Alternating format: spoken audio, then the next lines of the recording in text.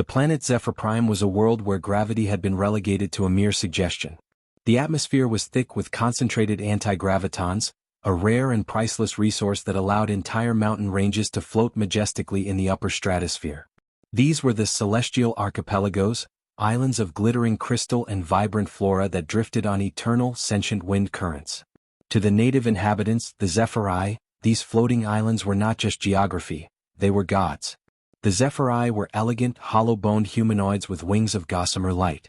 They lived their entire lives above the clouds, viewing the solid ground far below as a realm of filth, heaviness, and primitive squalor. For 10,000 years, the Zephyr'i had guarded their sacred sky realm with the winds of judgment. Their high priests could sing resonating frequencies that summoned hurricanes capable of shredding the strongest alloys. They commanded flocks of sky tyrants, massive four-winged reptilian beasts that could swallow a fighter jet whole. No surface-dwelling species had ever successfully invaded the archipelago. To fly against the Zephyr'i was suicide. When the Terran Engineering Corps arrived in orbit, seeking the immense gravitanium deposits that kept the islands afloat, high-wind caller Lysandra felt only disdain. She watched their blocky, ugly dropships descend not toward the heavens, but toward the despised mud of the surface. "They are creatures of dirt," Lysandra scoffed from her floating temple, her voice carried by the breeze to her winged warriors. "They are too heavy to ascend. They crawl on their bellies like worms. If they attempt to rise, the great gale will swat them from the sky like flies." The humans, led by Chief Engineer Jax Ironboot Rostova, had no intention of flying. Rostova was a man who hated heights. He hated anything that couldn't be bolted down with a 10-ton rivet. He looked up at the floating paradises through his grimy rangefinder and didn't see gods. He saw unsecured loads. "Look at him up there," Rostova grumbled, spitting a wad of chewing tobacco onto the rocky ground of Zephr Prime. "Floating around without a permit. It's a safety hazard. All right boys, deploy the crawlers. Let's bring him down to code." The human invasion force didn't consist of sleek starfighters or nimble anti-grav tanks.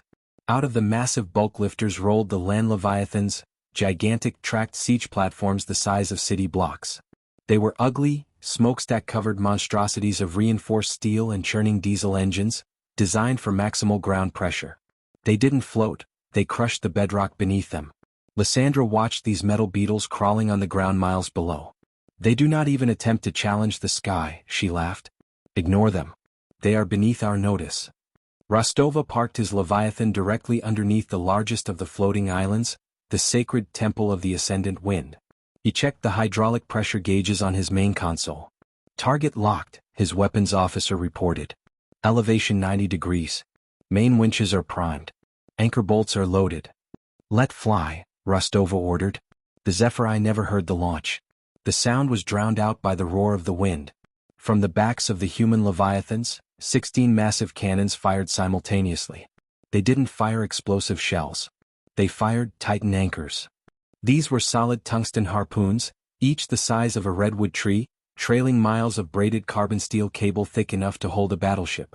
They screamed upward through the clouds, punching through the winds of judgment, by sheer, unstoppable momentum. The first harpoon struck the underside of the floating temple island with the force of a localized meteor strike. Crackdoom. The impact shook the entire archipelago. The harpoon buried itself hundreds of feet deep into the crystalline bedrock of the island. Explosive barbs deployed inside the rock, locking the anchor in place forever. Then the second hit. Then all 16. Up in her temple, Lysandra was thrown to the floor as her sacred island lurched violently. The eternal, smooth drifting motion stopped instantly, replaced by a sickening, shuddering halt.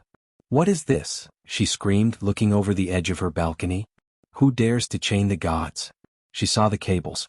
16 thick black lines stretching down from her island into the clouds below, disappearing into the despised dirt. Down on the ground, Rostova chewed his cigar. "Hooked on. Engage main hydraulics. Reel him in." The land leviathans dug their massive deployable spades into the ground, anchoring themselves to the planet's crust. Then the winches began to turn. The sound was horrific, the screech of metal under unimaginable tension, the groan of hydraulic pumps the size of houses. The cables went taut, singing like the strings of a giant, deadly instrument. Above, the floating island groaned. The magical anti-gravity fought against the brute force of human engineering. The island tilted wildly, spilling sacred waterfalls over the edges. "They are pulling us down," a Zephyr'i warrior cried in disbelief. The groundworms are dragging paradise into the mud. Cut the lines. Lysandra shrieked in panic. Send the sky tyrants. Sever the tethers. Hundreds of the giant, four-winged beasts dove from the clouds. They swooped toward the massive steel cables, tearing at them with diamond-hard claws and beaks that could shear through starship armor. Sparks flew as they attacked the human tethers. Rostova watched the beasts attacking his cables on the monitor. Annoying pigeons. Activate point defense. Clear the lines. The backs of the land leviathans erupted in a storm of anti-aircraft fire. Heavy autocannons, designed to shred asteroids, filled the air around the cables with a wall of depleted uranium.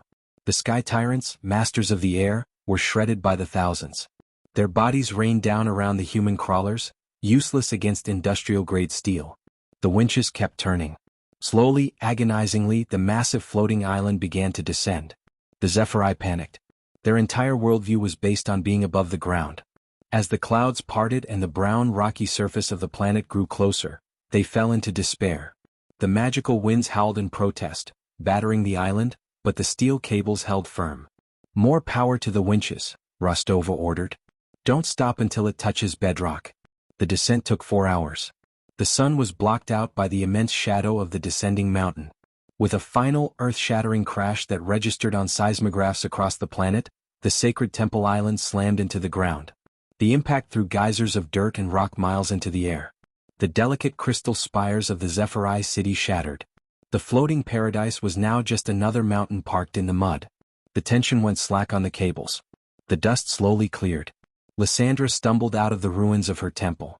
She was covered in dust, her wings bruised, standing on the hated ground for the first time in her life. She looked up and saw a massive ramp extending from the human land leviathan. Massive bay doors opened and the human heavy-tread tanks roared out, their tracks grinding the sacred crystals into the dirt as they rolled onto the newly grounded island. Rostova stepped out onto the ramp, adjusting his hard hat. He looked at the devastated Zephyr'i high priestess. "Nice place you had up there," Rostova shouted over the roar of the tank engines. "Little unstable though. We fixed that for you. Gravity's a bitch, ain't it?" The conquest of Zephr Prime was not a war of aerial superiority. It was a celestial repo job. The humans didn't bother fighting the wind or the sky beasts. They simply hooked onto the floating islands one by one and dragged them down to their level. The Zephyr'i, masters of the air, found themselves defeated by the simple, irresistible force of a winch and a very strong cable. Humanity had proven the ultimate industrial HFY truth. You can build your castles in the sky, you can wrap yourself in magic winds, and you can look down on the ground dwellers. But if you exist in the physical universe, you can be anchored. And if humans want what you have, we won't bother learning to fly. We'll just bring the sky down to the dirt where we can reach it. This has been Apex Sci Fi. What goes up, must be winched down. If you enjoyed this heavy metal victory over floating magic, hit that like button. Comment below. What's the most impressive piece of giant sci-fi machinery you've ever seen? Subscribe for the next conquest of Saga 11, the pollen filter.